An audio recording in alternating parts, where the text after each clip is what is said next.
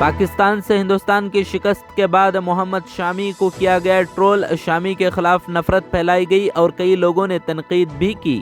ملک کی انصاف پسند عوام شامی کا ساتھ دیتے ہوئے آگے، ٹرول کرنے والوں کو دیا منہ توڑ جواب۔ راہل گاندھی بھی محمد شامی کے حق میں آئے آگے، ٹویٹ کر کہا، محمد شامی ہم تمہارے ساتھ ہیں۔ پرینکا گاندھی نے مہنگائی اور بے روزگاری سمیت دیگر مسائل پر مودی حکومت کو لیا آڑے ہاتھوں، کہا حکمران پارٹی کی غلط پالیسیوں کی وجہ سے بڑھ رہے ہیں مسائل۔ حکومت کی پالیسیوں کو عوام مخالف دیا قرار اور کہا کہ حکومت نے لوگوں کی مشکلات بڑھانے میں بنایا ہے ریکارڈ۔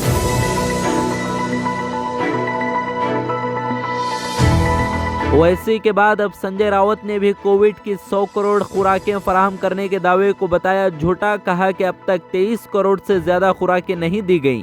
پارٹی میٹنگ سے خطاب کرتے ہوئے راوت نے کہا کہ 100 کروڑ ویکسینیشن دعوے کو جھوٹا ثابت کرنے کے لیے دیں گے ثبوت۔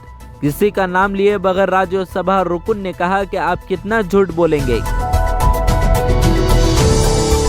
حکومت مالیاتی شعبے سے جڑے 2 اہم بل پارلیمنٹ کی سرمایہ اجلاس میں لا سکتی، ان میں سے ایک بل سرکاری بینکوں کو نجی کاری کے لیے آسانی کرنے والی ہے بتائی جا رہی۔ حکومت این پی ایس کو P F R D A سے الگ کرنے کے لیے ایکٹ 2013 میں بھی لا سکتی ہے تبدیلی۔ پارلیمنٹ کے آئندہ سرمائی اجلاس میں حکومت بینکنگ ریگولیشن ایکٹ 1949 میں بھی تبدیلی کے لیے لا سکتی ہے بل۔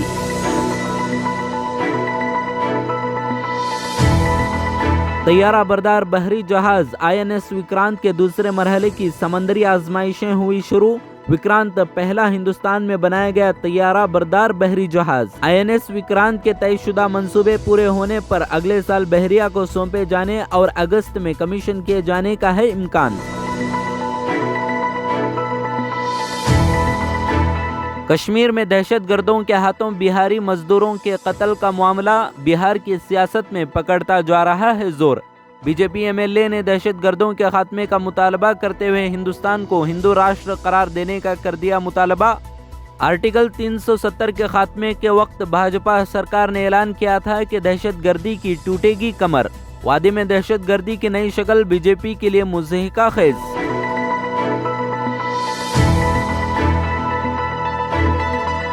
لکھیم پور میں 8 افراد کے قتل معاملے میں تحقیقاتی کمیٹی نے بڑھائی رفتار، صحافی سمیت 4 افراد کے قتل واقعے میں تصاویر کی بنیاد پر 6 ملزمان کی شناخت مکمل۔ کمیٹی نے ان مشتبہ افراد کو حراست میں لینے کی کوشش کر دی شروع۔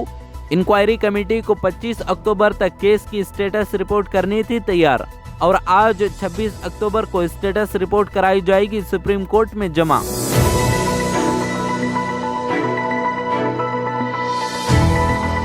کرناٹک حکومت نے سپریم کورٹ کو بتایا کہ ابھی اس کا روہنگیاؤں کو ملک بدر کرنے کا کوئی منصوبہ نہیں۔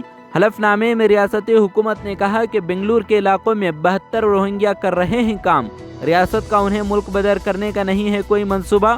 Be J P leader Ashwini Upadhyay کی جانب سے روہنگیاؤں کو ملک بدرنے کی گئی تھی درخواست۔ حلف نامے میں اپادھیائے کی درخواست کو خارج کرنے کا بھی کیا گیا مطالبہ۔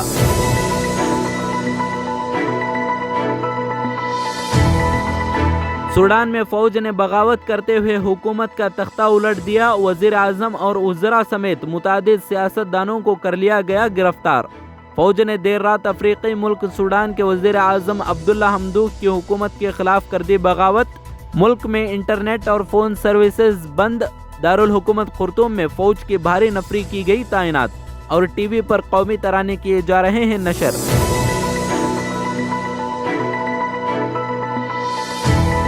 افغانستان نے روس کے صدر ولادیمیر پوتن کے حالیہ بیان کا کیا خیر مقدم، جس میں طالبان کو دہشت گردوں کی فہرست سے نکالنے کے امکان کا دیا تھا بیان۔ افغانستان وزارت خارجہ کے ترجمان عبدالقاہر بلقی نے ٹویٹ کر کہا، افغانستان کی وزارت خارجہ پوتن کے بیان کا خیر مقدم کرتا ہے، ساتھ ہی انٹرنیشنل برادری کے ساتھ باہمی تعاون کی دلائی امید۔